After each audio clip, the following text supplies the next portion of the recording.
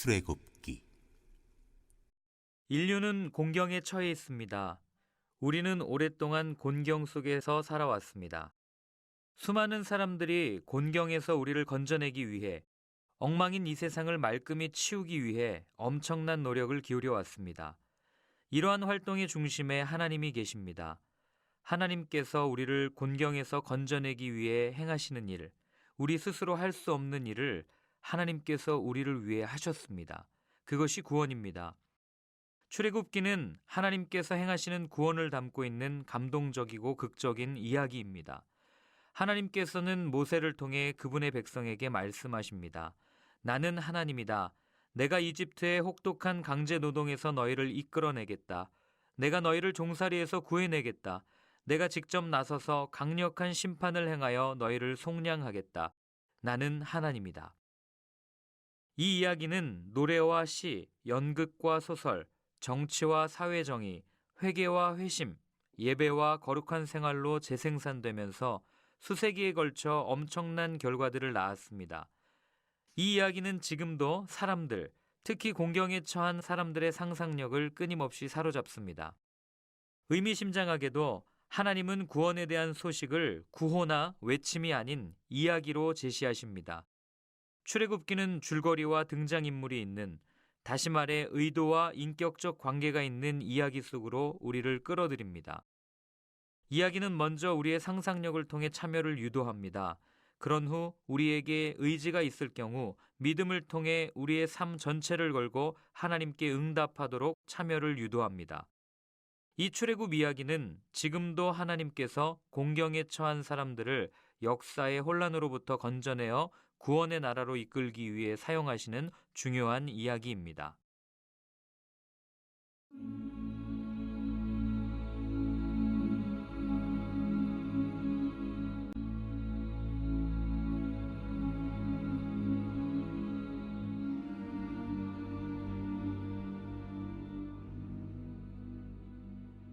일장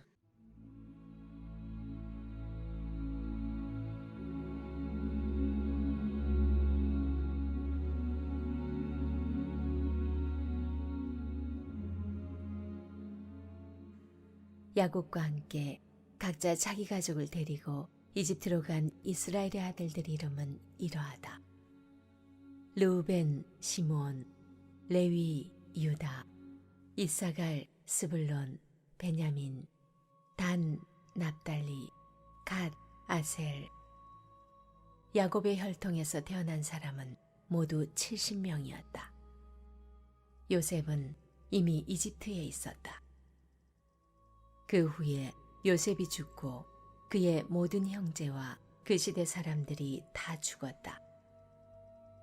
그러나 이스라엘 자손은 계속해서 자녀를 낳았다. 그들은 아이를 많이 낳고 번성하여 그 수가 폭발적으로 늘었고 마침내 그 땅에 가득 차게 되었다.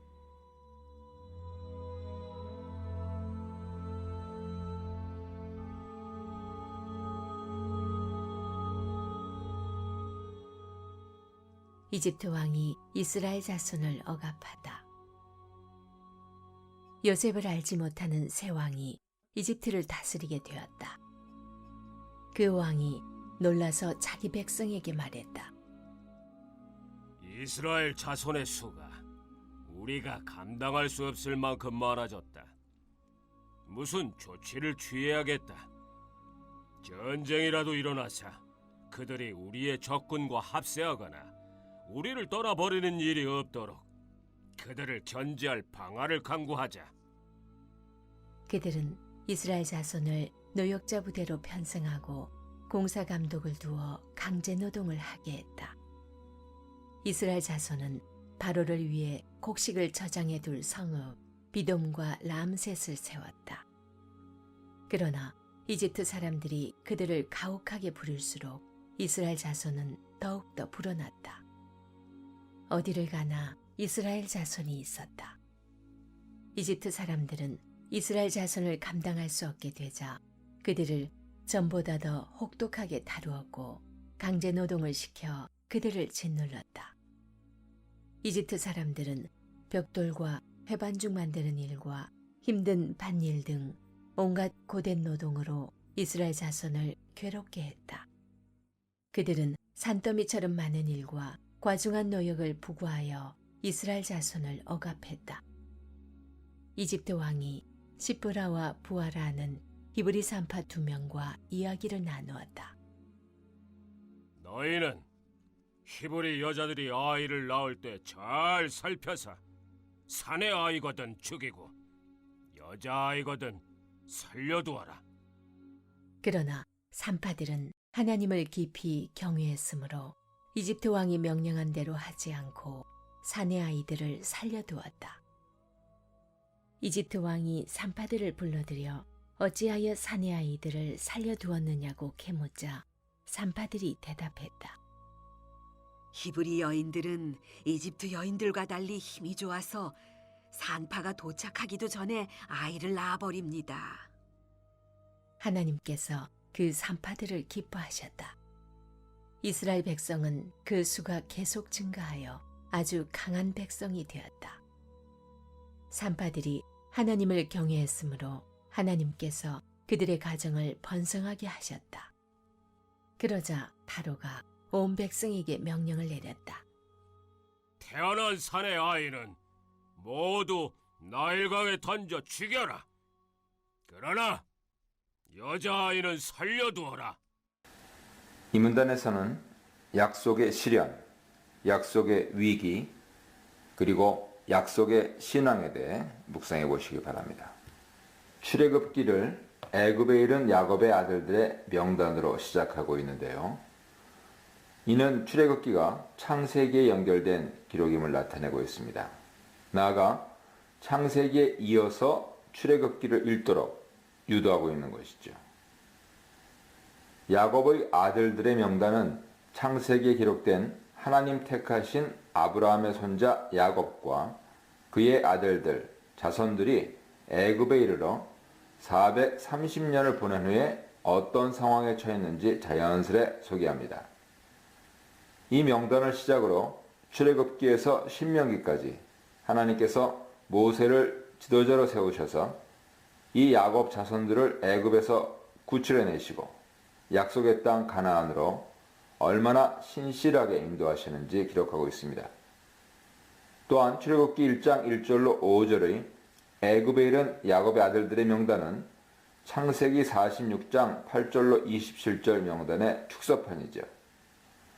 애굽의 총리가 된 요셉 덕분에 풍요하게 살았던 야곱 아들 세대는 다 지나갔습니다.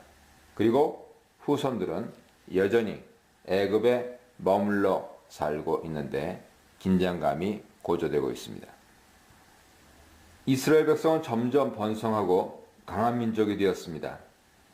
먼저 하나님의 생명의 축복과 연관되어 번성했습니다. 하나님께서 인간을 만드시고 생명을 창조하셔서 번성하게 그리고 다시 재창조하시고 그들을 축복하실 때 과연 생육하고 번성하여 땅에 가득하라 하시는 그 명령이 실현됩니다. 이제 출애굽기 1장 7절에서 이스라엘의 번성에 대한 설명으로 하나님께서 창세기에서 언급하신 생육하다, 불어나다, 번성하다, 가득하다 이렇게 반복된 네 동사가 강하다라고 하는 그러한 추가된 동사와 더불어서 약속의 실현을 드러냅니다. 생명의 창조, 번성의 축복은 하나님의 놀라운 창조 능력과 인간에 대한 하나님의 크신 사랑을 보여줍니다. 나아가 이스라엘 자손이 번성했다 하는 것은 하나님 택하신 아브라함과 맺은 언약과 관련이 있습니다. 하나님은 아브라함을 번성하게 하셔서 그 후손이 별처럼 모래처럼 많아지게 하시고 민족들과 왕들이 태어나게 하리라 약속하셨습니다. 이 약속은 이삭과 야곱에게 재확인되었지요.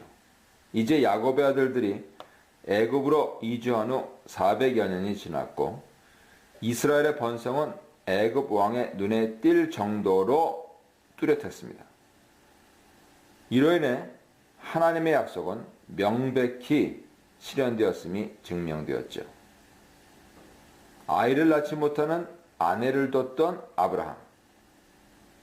과연 그와 맺으신 하나님의 언약이 이토록 실현되는 것은 인간의 이성으로는 도저히 믿기 어렵고 인간의 감성으로는 허망한 약속 같았습니다. 하지만 하나님께서는 해내신 것이죠. 이런 맥락에서 앞으로도 하나님께서 당신의 약속, 즉 야곱의 자손들을 이방 땅 애굽에서 이끌어내신다는 그 약속, 왕을 주신다는 약속, 아브라함을 통해 땅의 모든 족속이 복을 받게 될 것이라는 그 약속, 이 약속들이 가깝거나 혹은 먼 미래에 확실히 성취된다 하는 것을 분명히 알 수 있습니다. 한편 애굽에서 이스라엘 번성은 그들의 학대와 핍박을 당하는 환경의 직접적 원인이 되었습니다. 요셉의 시대가 끝나고 세월이 흐른 후에 애굽에서 그들은 이방인 노예로 전락했죠. 요셉에 대해 전혀 아는 바 없는 새로운 애굽 왕이 등장하여서 이스라엘 자손에게 큰 해를 끼쳤습니다. 그는 수가 많고 강한 이스라엘 자손이 전쟁이 날 때 적들과 공존하여서 애굽을 공격한 후에 나라를 떠나게 될지도 모른다는 이상한 위협을 느꼈습니다. 이를 막기 위해서 이스라엘 자손을 비돔, 람셋 같은 식량, 무기, 저장, 국고성, 건축 노역에 가담시켜서 더구나 학대하며 핍박하며 중노동시켰습니다. 이스라엘이 받고 있는 학대는 애굽 왕의 전략이지만 한편 이런 억압과 학대는 하나님께서 아브라함에게 예고하신 일이었죠. 그리고 하나님의 놀랍고 크신 출애굽이다 하는 구원 역사와 이스라엘 자손이 가나안 땅에서 축복을 누리기 위해서 통과해야 할 관문이었습니다. 이스라엘 자손은 애굽인의 학대에도 아란 것 없이 계속 번성하여 왕을 비롯한 모든 애굽인들에게 위협적인 존재가 되었습니다. 애굽인들은 이스라엘 자손에게 흙 이기기, 벽돌 굽기, 온갖 농사일과 같은 육체적으로 힘든 노동을 시키면서 그들을 못살게 했습니다. 육체 노동 강도를 높이고 학대를 심하게 해도 이스라엘이 끊임없이 번성하자 애굽 왕은 산파를 이용하여서 이스라엘 자손 몰래 그들을 인종을 말살할 계획을 세웁니다. 애굽 왕은 히브리 산파 시브라와 부하를 불러서 이스라엘 여인의 해산을 도울 때 아들을 낳으면 죽이고 딸을 낳으면 살려두라 명령합니다. 대단한 착각이죠. 그러나 애굽 왕의 계략은 하나님의 간섭과 산파들의 신앙으로 무산됩니다. 산파들은 그들의 왕인 하나님을 경외하였기 때문에 아들을 죽이라는 애굽 왕 명령을 거역하고 남자 아기들을 살려냈습니다. 왜 아들들을 살렸느냐 추궁하자 그들은 히브리아인들이 건강하여 해산을 도우러 집에 도착하기 전에 이미 출산해서 그렇도록 모르게 아이들을 없앨 수 없었다고 변명합니다. 산파들의 이와 같은 행동과 말은 하나님이 그들에게 믿음과 지혜를 주셨기에 가능했습니다. 이스라엘 자손은 계속 번성하고 매우 강해졌습니다. 하나님께서는 이스라엘 자손 생명을 보호하려고 애쓴 산파들에게 은혜를 내리셔서 그들의 집도 번성하게 하셨죠. 아브라함에게 너를 축복하는 자에게 내가 복을 주고 너를 저주하는 자에게 내가 저주한다 하는 그 약속을 하나님께서 기억하고 계심을 보여줍니다. 이러한 계략이 이루어지지 않자 애굽 왕은 히브리 남자 아이가 태어나면 나일강에 던지라 명령하여서 이스라엘 자손을 아예 말살할 것을 공식 선포합니다. 이 같은 책략은 우주의 왕이신 하나님 지혜와 계획 아래 계속 무산되죠. 동시에 인간 왕의 이러한 선포는 일견 피해야 할 길이 없이 막막한 큰 긴장감을 조성합니다. 하나님께서 어떻게 이를 무산시키실 것인가? 오늘 본문을 출애굽기 전체에서 읽어보면 하나님께서 하신 놀라운 일들이 전개됩니다. 첫째, 이스라엘 자손이 노역하면서 짓고 있던 애굽 국고성은 어떻게 마무리되었는지 알 수 없습니다만 출애굽기의 마지막은 하나님의 임재를 상징하는 성막을 건축함으로 끝나죠. 즉 인간 왕은 자신의 국고성을 지으려 했으나 하나님께서는 당신의 집을 지으신 것입니다. 둘째, 지금은 히브리 남자아이들이 죽어가고 있는데 이제 다시 돌아가지 않을 이집트에서는 출애굽 직전에 애굽의 장자들이 죽어갑니다. 셋째, 애굽 왕 이스라엘 민족 인종 말살 정책은 하나님 계획 아래서 새롭게 된 이스라엘 민족의 탄생을 불러오고 있습니다. 역사의 아이러니이며 하나님의 지혜입니다.